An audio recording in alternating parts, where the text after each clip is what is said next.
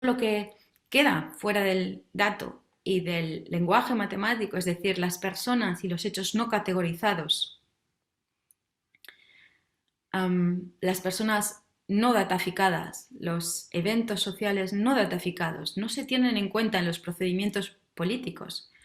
Construir una sociedad inclusiva sobre la base de este tipo de metodologías es fundamentalmente difícil, si no imposible, en caso de que esto sea la única metodología. Es decir, en este caso es importante entender qué se está dataficando, porque lo que se datafica tiene como contraparte lo que no queda dataficado, porque no se puede dataficar o porque no es visible, porque es ignorado. Asimismo, también arroja otras preguntas como la del cómo está dataficado, qué formatos no son utilizados. Y de ahí la pregunta, obviamente, quién queda por ello excluido. En Estados Unidos, los archivos y las bibliotecas se definieron en su día como esos terceros lugares a caballo entre el ámbito privado y profesional. El movimiento bibliotecario en Estados Unidos ya estaba muy desarrollado en el siglo XIX. En el periodo que precede la Primera Guerra Mundial se construyeron enormes edificios de bibliotecas y archivos acompañados con una profunda discusión sobre qué construir exactamente y con qué fin. El Library Journal, por ejemplo, lanzado en el 1876, que todavía sigue publicándose, da buena cuenta de cómo los bibliotecarios y archivarios fueron profesionalizando lo que hacían. Las discusiones sobre las innovaciones en la archivación y catalogización, pasando por la hardware de las estanterías y los servicios a los usuarios en general, rara vez dejaban de lado la cuestión social. Pero lo que también se tiene que reflejar dentro de esta perspectiva, que es precisamente lo que se hizo en aquella época, es que con la creación de este tipo de tecnología se está creando infraestructura, se está creando la infraestructura social sobre el interés público. Es decir, detrás de las bases de datos hay sistemas, programas que van más allá de una app o de la superficie, la interface que vemos en un ordenador. Son bases de datos que están siendo guardadas en clouds, que están siendo guardadas en servidores con una base física, material. Bastante real y concreta en determinadas zonas geográficas. Implica asimismo esa armada de especialistas en diferentes temas que se encargan de perfeccionar este tipo de sistemas y decidir qué tipo de accesibilidad es posible. Esa infraestructura con ello es más que simplemente una colección descriptiva de información y de documentación, sino que tiene un profundo carácter prescriptivo a sí mismo y político, como ya decía antes.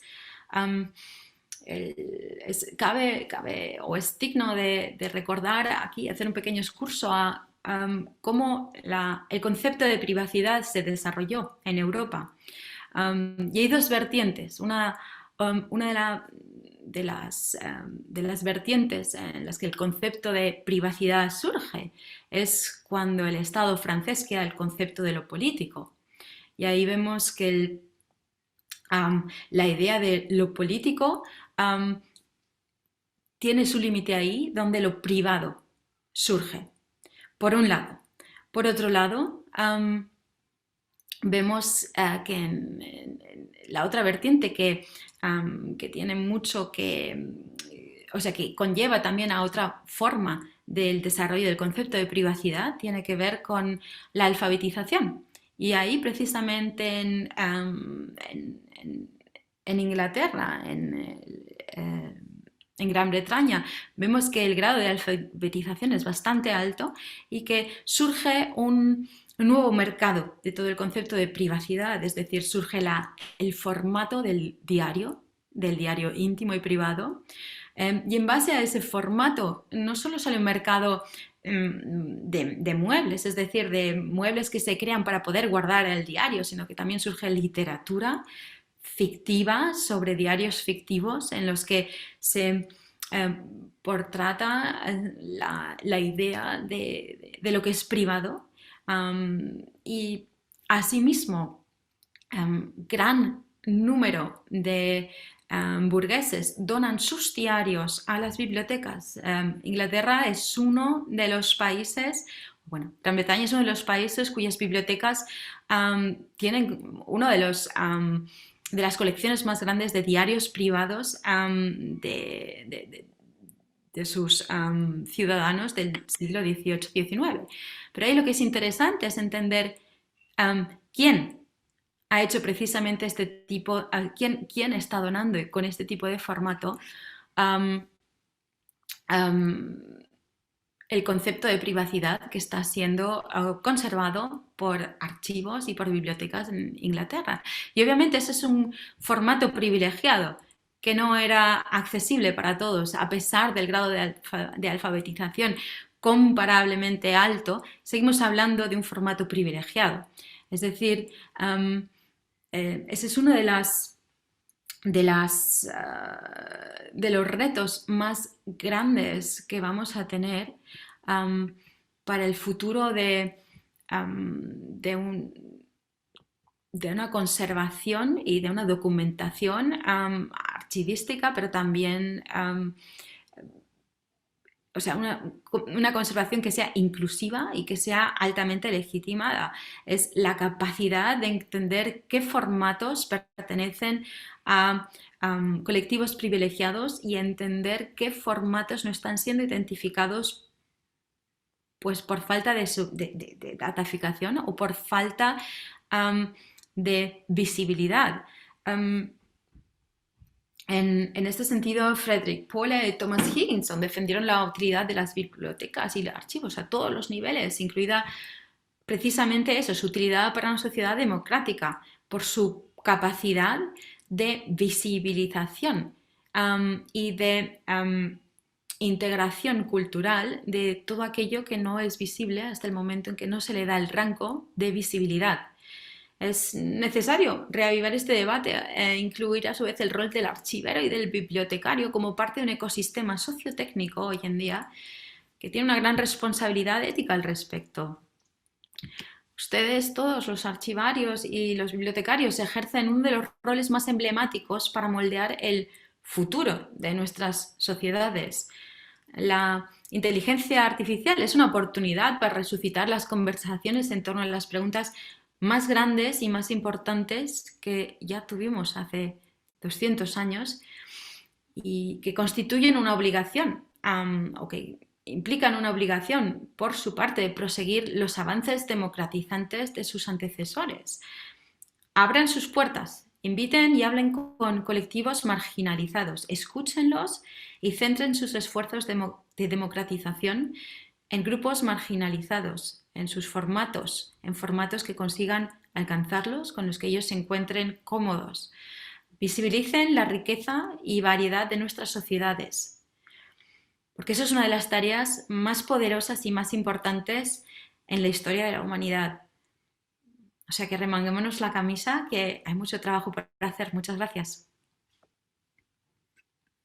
Muchas gracias, Lorena, por tus palabras y por esos mensajes a los archiveros y a los gestores de documentos, que sí, que como todos los profesionales, en este momento en el que nos encontramos, en este momento tan tecnológico, yo creo que todos los profesionales tienen ahí su rol, ¿no? En base a todo el conocimiento acumulado y adquirido en todos los años de experiencia, ¿no? Yo tenía, bueno, has dicho un montón de cosas que a mí me sugieren contrapreguntas. La gente que nos está viendo y escuchando ya sabe que pueden participar, levantar la mano, hacer reflexiones, comentarios o preguntar directamente a Lorena. Nos quedan todavía como 10 minutos de sesión o de conversación, 10-15 minutos. Así que yo, Lorena, retomando parte de lo que has dicho, te voy a lanzar alguna pregunta, ¿no? Tú has dicho que, bueno, la primera sería que ¿qué prácticas recomendarías para abrir ese punto de vista occidentalizado? Un punto de vista bueno, que casi pasa invisible muchas veces porque no somos plenamente conscientes, ¿no? Y que para el abordaje de este pensamiento algorítmico que mencionabas, ¿qué recomiendas, ¿no? ¿Qué prácticas recomiendas para abrir ese punto de vista y que no sea tanta nuestra mirada, ¿no? Yo creo que una de las culturas que precisamente está haciendo esto de forma ejemplar son todas las culturas del sur global, por diferentes motivos, ¿no? O sea, es obvio que cuando una cultura domina a nivel científico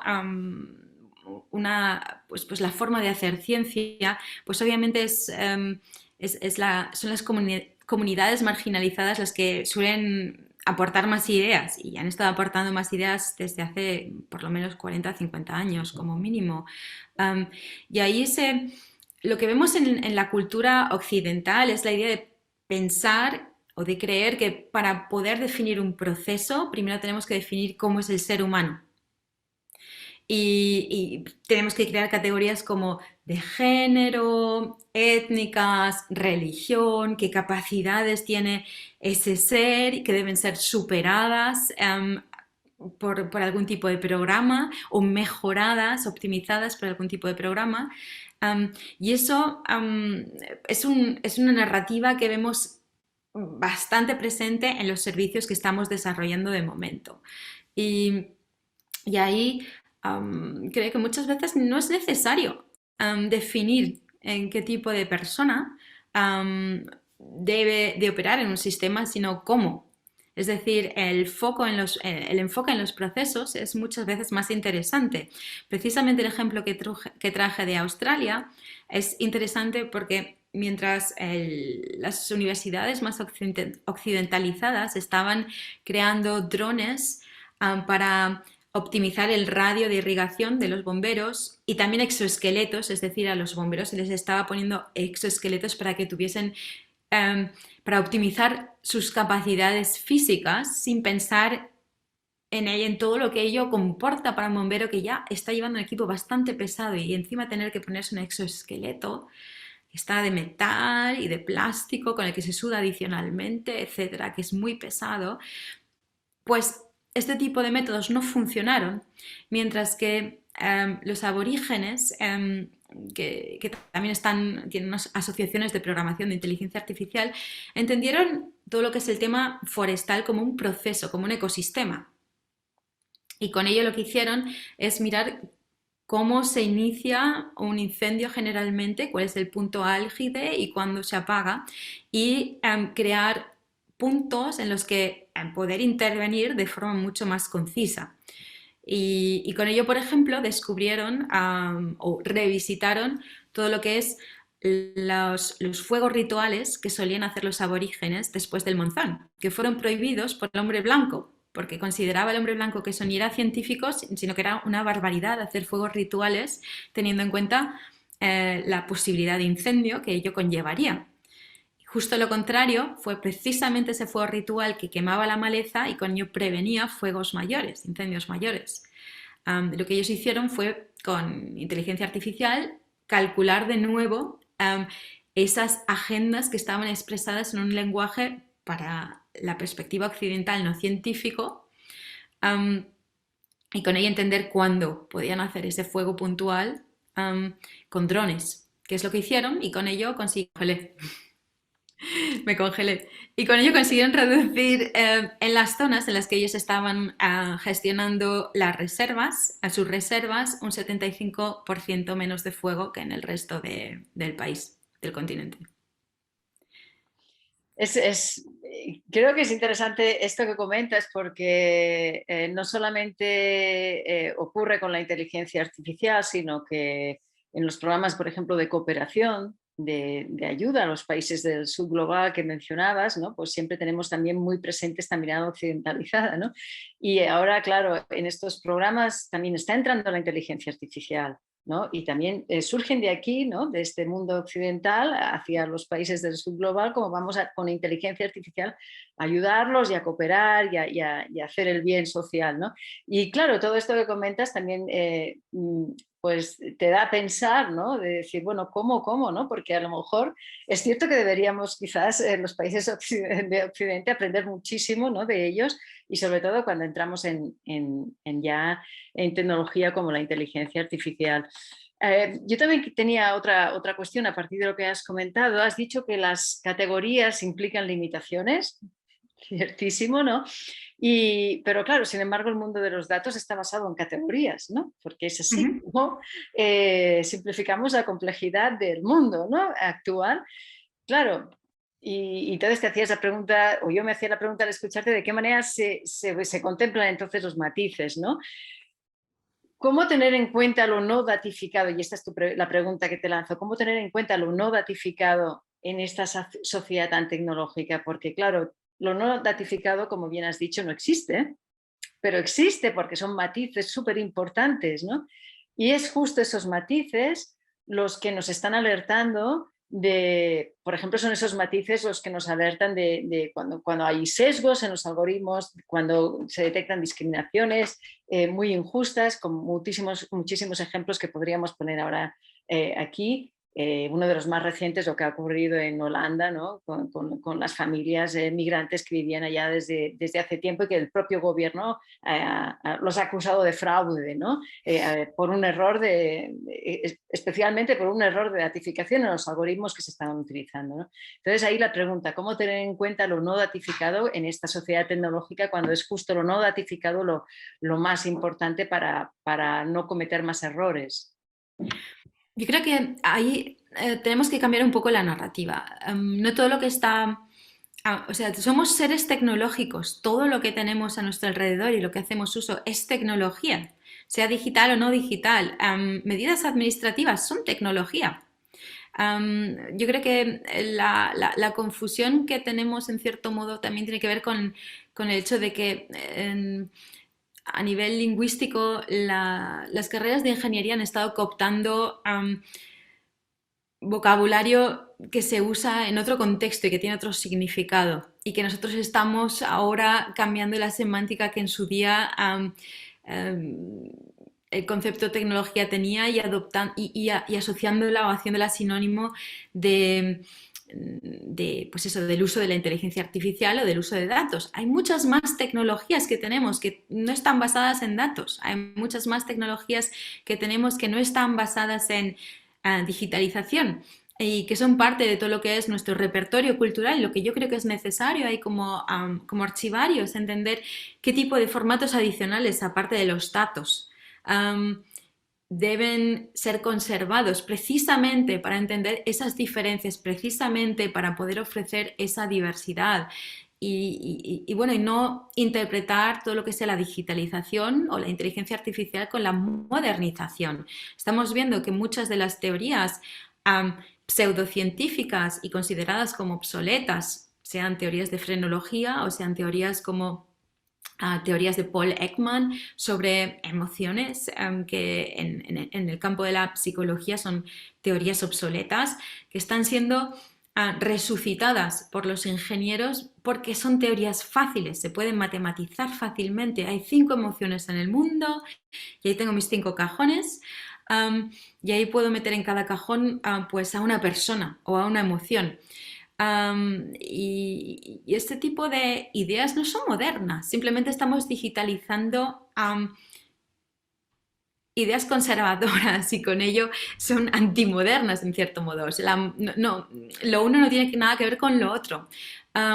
Y con ello creo que también pues tal vez se tiene que reflexionar hasta qué punto necesitamos también inteligencia artificial para determinados aspectos y muchas veces no vamos a necesitar precisamente para conservar las opciones y para poder cuestionar nuestros procesos y modernizar esos procesos, más mano manual, más trabajo manual o más trabajo personal que automatizado. Porque con la automatización, irónicamente, también se automatiza el trabajo de las personas alrededor de esa automatización. Es decir, no se sustituye el trabajo monótono de una persona por una máquina, sino que al contrario, se pone una máquina y encima la persona...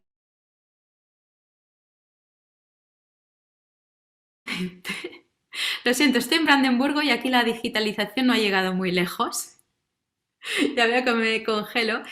Pero bueno, o sea, la automatización en sí automatiza también el trabajo humano y con ello va a ser necesario crear espacios en los que precisamente aquello que las personas hacen bien y las máquinas hacen mal, que es la contextualización o la creación de tecnologías adicionales, es posible.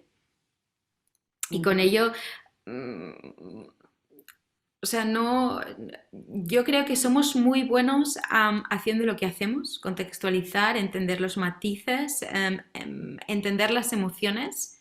am, y las emociones no son nada también, o sea, todo lo que son sentimientos, emociones, son campos que tienen también una parte y una dimensión social enorme que es necesaria, que necesariamente debe ser documentada. Una colega mía documentó el concepto de amor en las cartas que se enviaban desde las trincheras desde la Primera Guerra Mundial y son conceptos extremadamente importantes también para el entendimiento de nuestras prácticas comunicativas y culturales en una sociedad. Y eso también es difícilmente computable. Mm. Se me ocurre que en esto que estás diciendo, bueno, los archiveros son los mejores contextualizadores que podemos tener como profesionales, ¿no? Y también antes cuando hablabas de la digitalización y de este rol que tienen ellos, me ha venido a la mente el proyecto Cuéntalo, que es un proyecto que la Asociación de Archivers de Cataluña llevó a cabo, que era la recuperación de un hashtag dedicado a la violencia machista que apareció en Twitter, ¿no? Y entonces eso era como algo muy efímero y ellos lo capturaron, así como habían ya capturado anteriormente otros hashtags, precisamente por ese afán de conservación dentro de lo digital, del ecosistema digital, ¿no? Y estoy convencida que esa faceta de contextualización tan importante que hay ahora, que es tan necesaria ahora con la inteligencia artificial, ellos van a ser las archiveras y los archiveros los mejores profesionales para llevarlo a cabo. Para acabar, porque nos quedan unos minutos, pero yo, Lorena, claro, sobre todo esto que estabas comentando, me parece la idea esta tan necesaria de no olvidarla ni dejarla de lado, ¿no? No todo tiene que ser inteligencia artificial, no todo vamos a tener que automatizarlo, por favor, ¿no? Porque surgen como un montón de proyectos desde, bueno, desde las empresas, en primer lugar, por la comercialización, hasta gadgets, tecnología consumible, ¿no? Por en cualquier ámbito geográfico, pero también desde los gobiernos, ¿no? Esta necesidad de crear constantemente servicios que podrían ser útiles a la ciudadanía, ¿no? Y ahí lo dejo en condicional, pero que a veces también surge la pregunta de decir, ¿realmente es necesario? ¿No? Hasta ahora tenemos ejemplos de algoritmos que se aplican en la Policía Nacional. En España tú todos estos ejemplos los tienes muy presentes, bueno, como Veripol, ¿no? Porque estás también en el Consejo asesor de inteligencia artificial del gobierno español y además estás en el Consejo Asesor del Parlamento Europeo y otras instituciones europeas. Y mi pregunta es, bien, estamos en este momento, no todo tiene que ser inteligencia artificial, pero ya tenemos el borrador de una ley que limita la inteligencia artificial por los casos que hemos tenido hasta ahora, ¿no? ¿Hacia dónde vamos un poco? Así como ya reflexión de cierre final, ¿no? Yo creo que estamos precisamente de momento en una narrativa que ve la digitalización y a la inteligencia artificial, la promoción el fomento de la inteligencia artificial como, como un objetivo. Y ahí veo que eso es una vertiente peligrosa porque eso es un instrumento y no un objetivo en sí. El objetivo lo define la necesidad social o el problema que realmente requiere el uso de una tecnología porque no se puede hacer de otra forma. Es decir, um, creo que ahí todavía estamos en una fase en la que, como en su día cuando se introdujeron los coches, estamos en una fase de luna de miel con la tecnología, proyectando muchas expectaciones um, que más y más, conforme se vaya implementando, vamos a ver cierto modo truncado, pero tal vez es pues eso, pues el momento que entra cuando uno descubre que lo que tiene ahí no es lo que esperaba. Es el efecto que suele causar la visualización que enseñé al principio. Cuando enseño a los políticos este tipo de visualización se quedan un poco desencantados. Ah, ¿solo es eso? ¿Eso es la inteligencia artificial? ¿Ya está? Y creo que,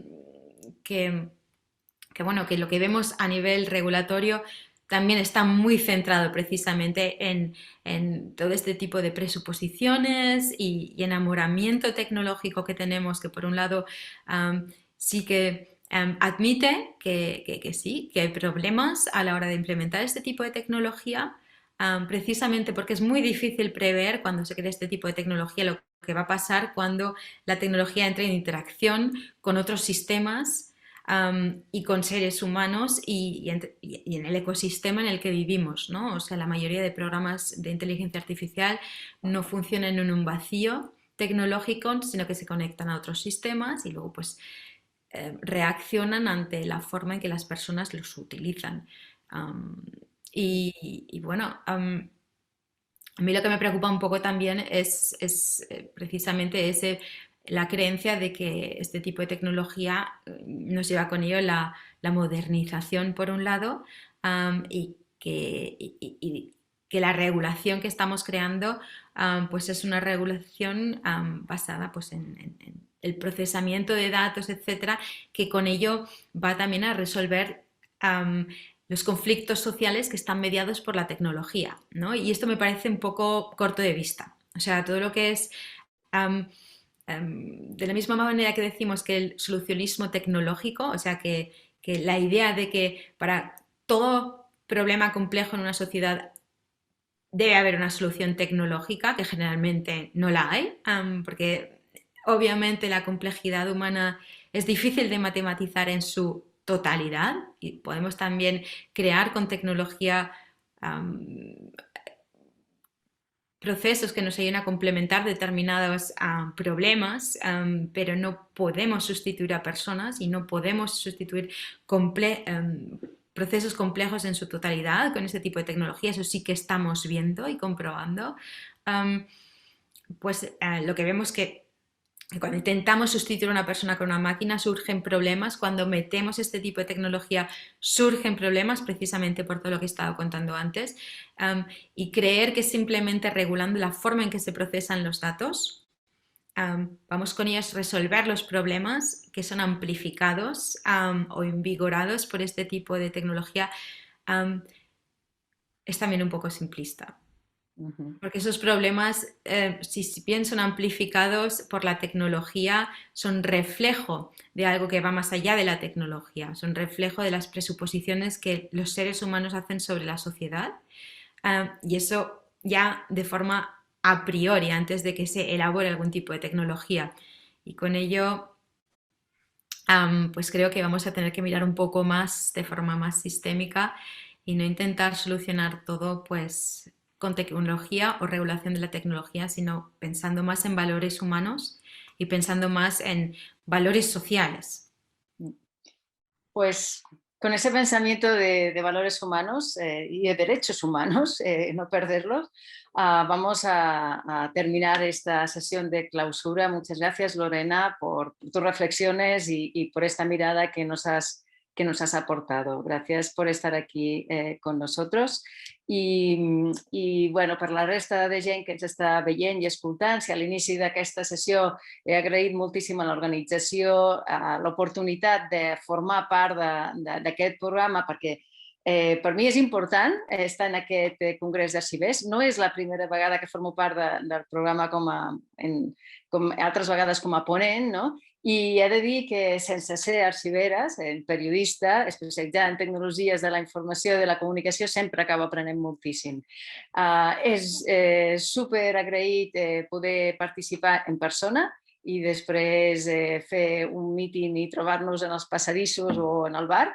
I així que us emplaço a tots al proper congrés d'aquí a un any I ja passo la paraula als que han de clausurar aquest congrés. Moltes gràcies, Lorena. Gràcies a vosaltres.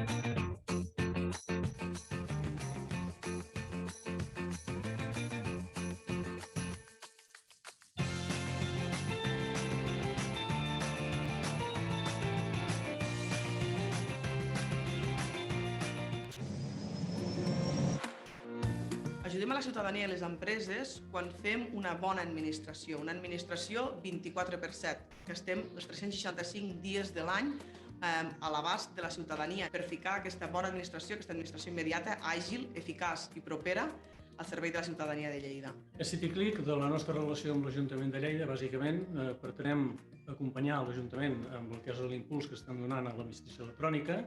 No és un tema menor, estem parlant de 600 usuaris, més de 600 usuaris, i l'any passat, el 2020, més de 200.000 documents, amb la qual ja no posa a prova el sistema i això ens va molt. L'administració electrònica considero que ens ha fet que siguem molt més eficients de cara a la ciutadania.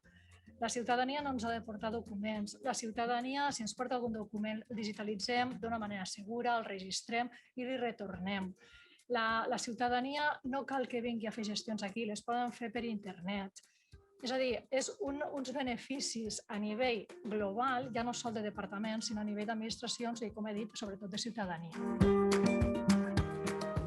La millora de l'atenció a la ciutadania està en l'escurçament dels terminis. Com a ciutadania, el que vols és que l'administració sigui àgil, contesti i tu puguis realitzar el tràmit que ja has iniciat. Cal entendre, i això és necessari en qualsevol procés de canvi, que l'Ajuntament de Lleida ha posat un lideratge tant polític com organitzatiu com tècnic molt important al llarg de l'últim any i mig, sobretot, i això té les seves conseqüències. És a dir, és molt difícil impulsar el canvi en l'administració local si no hi ha un lideratge tant polític, sobretot, com tècnic com organitzatiu.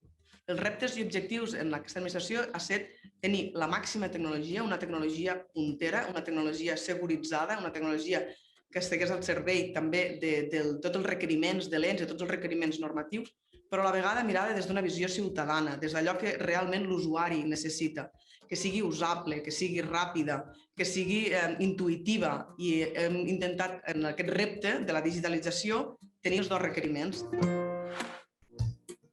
El procés d'implementació del projecte el vam iniciar sobre l'any 2017. Vam començar amb els primers pilots a finals de l'any 2017, principis del 2018. Els primers procediments que vam posar en marxa van ser aquells que ja estaven treballant i tenien versió electrònic. Llavors ens vam centrar en una primera fase amb integrar els serveis cap a la ciutadania. La implantació ha estat gradual gràcies a que les nostres eines són modulars, l'anomenem suite. Tenim la suite de CityClick, que està composada de diferents mòduls que donen diferents funcionalitats. Llavors això ha permès anar fent una gestió del canvi molt gradual, tant pel que fa als usuaris com a la utilització de l'eina.